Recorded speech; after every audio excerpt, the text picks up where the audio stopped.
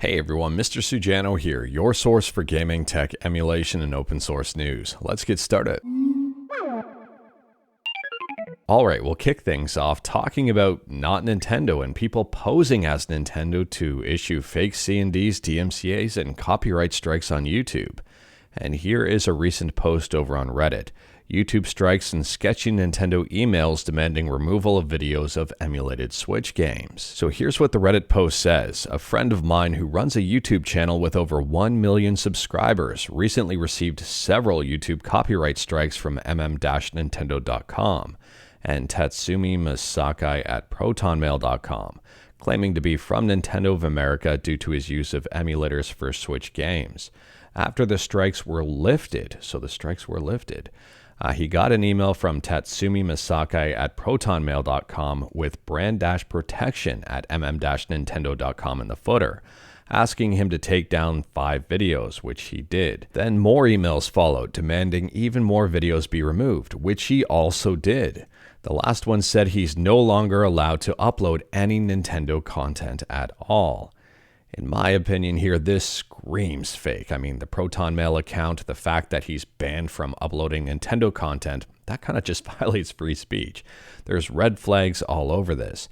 Now, interestingly here, mm-nintendo.com was the same domain used against Gary's mod. Now, interestingly here, some people have claimed that mm-nintendo.com is Mark Monitor and that it is connected to Nintendo. However here, this person says even reaching out to both Nintendo of Europe and Nintendo of America who confirm that domain is not connected to them. Now there's a lot of interesting replies on that post and people have a lot of very interesting takes with some very informative links. So it does appear that the mm-nintendo.com domain is fake, which means the whole Nintendo going after Gary's mod thing may have been fake. Now, I'm pretty sure it's safe to say that in my opinion and a lot of other people's opinion, Nintendo seems to be a little bit overly vigilant when it comes to IP protection and a whole bunch of other stuff. And this really isn't helping anyone's case. It seems that people, big fans of Nintendo, are impersonating Nintendo trying to do work on Nintendo's behalf, unpaid. This is very weird to me. The entire thing doesn't make any sense whatsoever, and I don't know why someone would impersonate Nintendo to try to take down videos on YouTube. Now, I'm certain there are some people out there who can perform the mental gymnastics necessary to justify the person that is impersonating Nintendo here, which is a crime in itself, and I would argue pirating Nintendo's identity.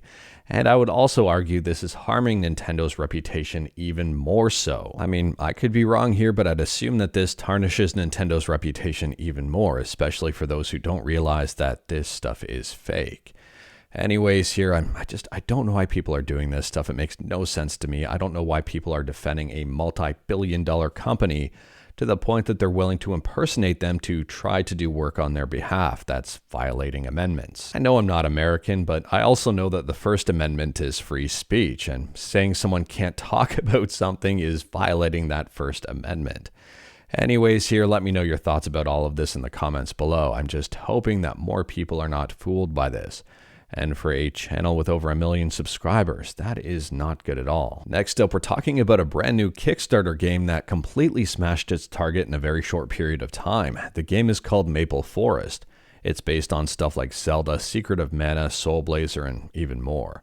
And it had a goal of about 36,000 USD and right now is sitting close to 70,000 USD. So in this game, you play as a fox. That's the main character, and you've got to stop Maple Island from sinking. The digital copy of this game is $25, and in my opinion, this is a pretty good Kickstarter, but all Kickstarters have risks. Let me know your thoughts about this one in the comments below. Is this of interest? Will you wait until it launches and then pick it up off Steam or something? They say this game is headed to the Switch 2, PS5, Xbox Series, and PC. Next up, we're quickly talking about the Silent Hill 2 remake. Now, if you've never played Silent Hill 2 before, if you don't know the story, if you don't know anything, you're coming into this game very green. And you've just realized it's been updated. Don't check the details why it's been updated. Apparently here in Italian, there were some subtitles that spoiled the ending of the game. Now, I'm not going to get into the details of where those subtitles are, what the subtitles say, or anything like that. But I will say, if you plan on playing the game without it being spoiled, which is kind of crazy in today's day and age given the fact that the game is so old, not the remake, but the original, well, just avoid searching for what those Italian subtitles are, and you should be absolutely fine. And speaking about spoilers, next up here, we're talking about something that we kind of knew was coming along, but now we know when. Red Dead Redemption and Undead Nightmare are coming to PC on October 29th. This has been officially announced, finally, by Rockstar Games. Now, much to probably a lot of people's delight, this is not just a flat port. There are PC-specific enhancements. So they say these enhancements include native 4K resolution at up to 144 Hz on compatible hardware, monitor support for both ultra-wide 21:9 and super ultra-wide 32:9, HDR10 support, and full keyboard and mouse functionality. But wait, there's even more. There's also support for NVIDIA DLSS 3.7 and AMD FSR 3.0 upscaling technologies, and NVIDIA DLSS frame generation, adjustable draw distances, shadow quality settings, and even more. So this isn't a bad port overall, at least on paper. We'll see how it performs. So the gaming gods have giveth, and well, now the gaming gods are taketh away. If we take a look here, Little Big Planet 3 for the PS4 and its DLC will be removed from PSN on October 31st, and that's just in a couple of weeks. Anyone that owns and purchases the game in DLC before delisting will be able to access the purchased games and content after removal. But if you haven't picked it up, you won't be able to in the future. So let me know your thoughts about this one in the comments below. Do you agree with Little Big Planet 3 being delisted? I can't see many people agreeing with that, but you never know. Do you disagree with it? And what are your thoughts about the game in general? Do you like the game? And would you advise someone pick up the game if they've never played it before? Next up, we're talking about Zoom. And I'm pretty sure we've talked about this one before, but if you don't remember it at all, it's a DRM-free online store for games, new and old. And it just got a brand new update to make things better for Linux. Now, I know we've talked about UMU in a previous video, and it seems that Zoom here is using that tool to make things a lot easier for a lot of people. Zoom-platform.sh is a helpful tool to streamline installation, updating, and playing Windows games from Zoom platform on Linux using UMU and Proton. So they say here that their script includes safety checks, handling updates, installing DLCs, creating desktop entries, a simple uninstaller, and of course automatically applying Proton fixes. If you use Zoom, let me know in the comments below. And if you're interested in checking out Zoom, like everything I talk about, link will be in the description below right at the bottom. My news is 100% open source. I don't hide my sources. And speaking about Linux, next up we're talking about KDE Plasma, which just released version 6.2. And they say here, let's get creative. Plasma becomes a friendlier, more accessible, and smarter environment. So as for what's new here, and arguably one of the most popular desktop environments for Linux, they say Plasma 6.2 includes a smorgasbord of new features for users of drawing tablets. They say here that there's a tablet calibration wizard and test mode, a feature to define the area of the screen that your tablet covers, the whole screen or a section, and the option to rebind pen buttons to different kinds of mouse clicks. All this is built into Plasma. There's no need to install new drivers or software from device manufacturers. On top of that, they've implemented more complete support for the Wayland color management protocol and enabled it by default. So the before here, you can kind of see the sky and clouds are a little bit blown out. And then after, they're a lot more clear. On top of that, there's been UI overhauls, improvements across the board, power management updates, and even more. If you use KDE Plasma, it may be worth checking out the latest 6.2 version. If you don't, well, I guess you don't have to worry about any of this. Next up, we're talking about Tekken 8, and over on Steam, it appears that Tekken 8 right now is being review bombed. So if we take a look at the recent reviews, it's sitting right now at mostly negative. And overall isn't really sitting much better. It's sitting at mixed with over 25,000 reviews. So taking a look at some of the more recent reviews, and this person seems to be enjoying the game, saying, "Hey Hachi, big man." Anyways, here this person is complaining about DLC and microtransactions. There are a bunch of other ones complaining about DLC and microtransactions. And some people complaining that a very good Tekken player was banned from playing in tournaments because, well, they're in China, which is not supported by Tekken. So if you wanted to read up on XCC being disqualified in a Tekken tournament, VG247 has an article up explaining all about it. At a high level here, the Tekken World Tour rules does not support China. So if you are from China trying to compete in the Tekken World Tour, you can't. Now, admittedly, I don't know a whole lot about Tekken 8 and Bamco's relationship with China, but apparently, according to this article, there are no dedicated servers in China, which means technically it's not supported, which I guess goes to show why one of the many reasons why this person was disqualified from the tournament. And a lot of people are not happy about that. But that's not the main reason for the review bombing. It's possibly one of the big ones, though. So if we take a quick peek here at Tekken over on Steam, there are 3 different versions to pick up: Tekken 8, Tekken 8 Deluxe, and Tekken 8 Ultimate. Now, these prices aren't Canadian, but you can definitely see that Ultimate is the most expensive here, and it's supposed to include a whole bunch of DLC. So the Deluxe Edition includes the base game, includes playable character Year 1 Pass, and which includes additional playable characters like Eddie, Lydia, Heihachi, and more. Includes 3-day early access to DLC characters, avatar skins, character costumes, and 1 costume per each playable character. Now, the Ultimate Edition includes everything the Deluxe Edition did, as well as some avatar skins and additional character costumes, and these packs are not cheap. And this brings me to where the controversy is. So the Genmaji Temple, which is the newest map for Tekken 8, it was released when Heihachi was released, is not included in the Deluxe or Ultimate Editions, and in the US it's being sold for an additional $5. And you would think that if you paid for the Deluxe and Ultimate Editions that included DLC for Year 1, it would have included this, which is DLC.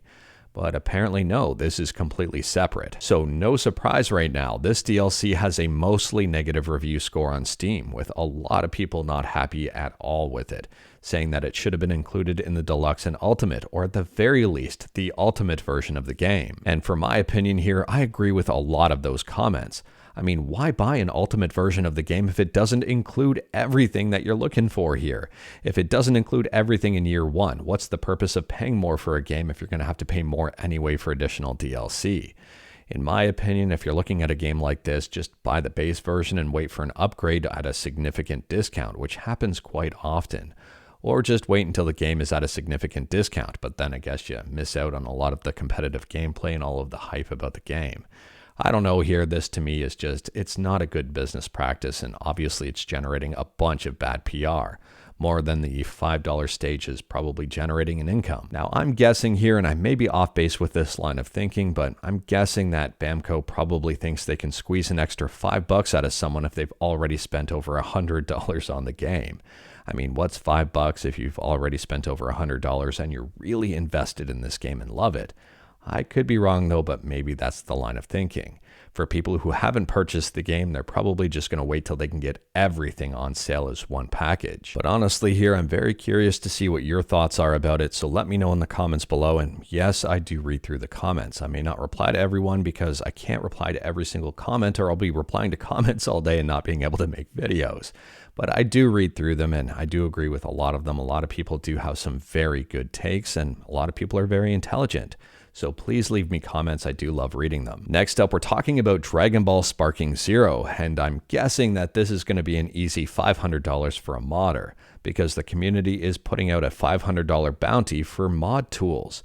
This game is already in early access. It hasn't officially released just yet, and it's already being modded. Now, I believe the $500 bounty is in Steam vouchers, and it appears that someone has already made Goku bald, and there are mods up on Game Banana for this one. And speaking about Dragon Ball Sparking Zero, next up here, we're still talking about Dragon Ball Sparking Zero, this time with the game running on Android through Winlator. Some people have asked how this is possible. Well, you can play the game if you've pre-ordered it. I think one of the Ultimate Editions of the game allows early access to the game.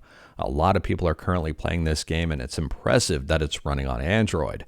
Now, we talked about Zero Kimchi the other day when they had the game initially up and running, and they've just uploaded a new video here with a 1080p 30 FPS gameplay with an FPS fix. So they showcase how to do the fix and taking a look at the game running on Android, and this is extremely impressive. I mean, it looks good, it's smooth, it seems to be playing very well, arguably very playable, and I'm wondering now why more games aren't released on Android if this is actually possible.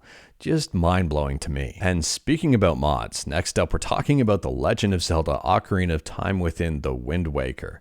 This one is called The Legend of Zelda Winds of Time. It has been under development for a while. A lot of people thought the project has died, but it's still alive and still kicking.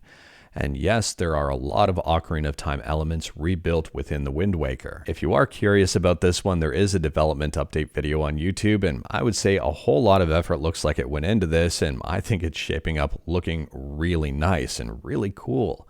And something I wish Nintendo officially made. I mean, this is pretty neat. And speaking about fan projects, last up here we're talking about a skill-based SNES game called Sure Instinct.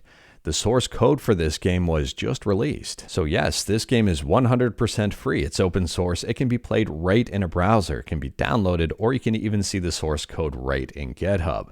If you are curious, again, like everything I talk about, link will be in the description below right at the bottom. And as for the features of this game, they say unlock 3 different stages and a tutorial level.